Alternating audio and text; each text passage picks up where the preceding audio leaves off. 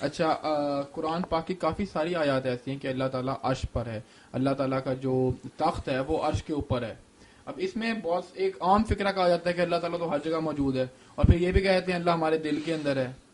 اور یہ بات میں نے خود نہیں پڑھا، لیکن میں نے سنا ہے کہ مولانا مودودی نے بھی ان آیات پر تعویل کی ہے جو اللہ تعالیٰ کے عرش پر ہونے پر ہے. تو اس پہ کیا ہے؟ تعویل تو سارے لوگوں کو کرنی پڑتی ہے. جہاں آ جاتا نا کہ اللہ تمہارے ساتھ ہے، جب تم تین ہوتے وہ چوتھا ہوتا، پانچ چھوٹا عید ہے نا قرآن ہاں جی ہاں جی. واہ ماک وہ ہوتا تمہارے ساتھ. اور شاید اکثر اب یہ جو ہے نا ہمارے سلفی حضرات یہ کہہ دیتے ہیں کہ فلاں بزرگ نے اس کی تعویل کیا کہ علم کے ساتھ وہ تمہارے ساتھ.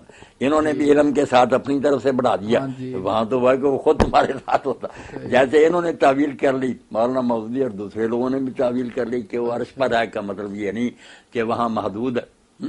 اچھا، وہ زبیر علی زئی صاحب ہیں، وہ کہتے ہیں کہ اللہ تعالیٰ کے عرش پہ ہونے کا اگر کوئی منکر ہو نا تو وہ تو پکا کافر ہو جاتا ہے. نہیں، عرش پر ہونے کا منکر کوئی نہیں، اس کا مطلب کرنے میں اختلاف ہے نا. آیت تو ٹھیک ہے کہ ثم استویٰ، پھر وہ عرش پر.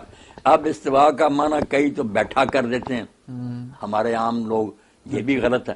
یہ کوئی نہیں، بلند ہونا کہ عرش سے بھی بلند ہے، اس لیے عرش ہی پتہ نہیں کروڑوں دیگر نیچے اور اللہ اس سے بھی بہت پرے ہو.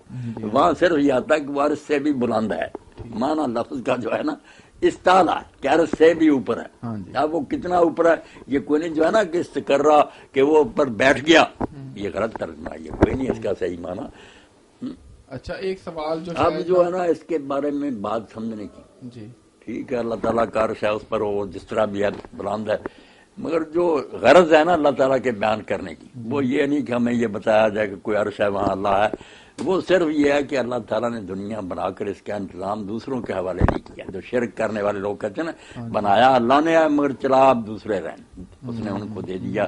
اللہ نے اس کا رد کیا. جہاں جہاں یاد ہے پہلے زمین و آسمان کا بنانا، پھر آتا کہ پھر وہ تخت پر بیٹھا. یہ اگر ترجمہ کر دیں تو تخت پر بیٹھا. تخت پر بیٹھنا اب علامت تھی کہ بادشاہ کا تخت ہوتا تھا، اس پر بیٹھتا. جس کے پاس تخت ہوتا تھا وہ حکمران ہوتا تھا. اس لیے مراد یہ ہے کہ بنانے کے بعد اس کا انتظام اور اس کی جو ہے نا حکومت وہ بھی اس کے اپنے ہاتھ میں ہے. اللہ لہ الخلق والامر، سن لو اسی نے دنیا بنائی ہے، اسی کا حکم چل رہا ہے. یعنی مقصد یہ ہے.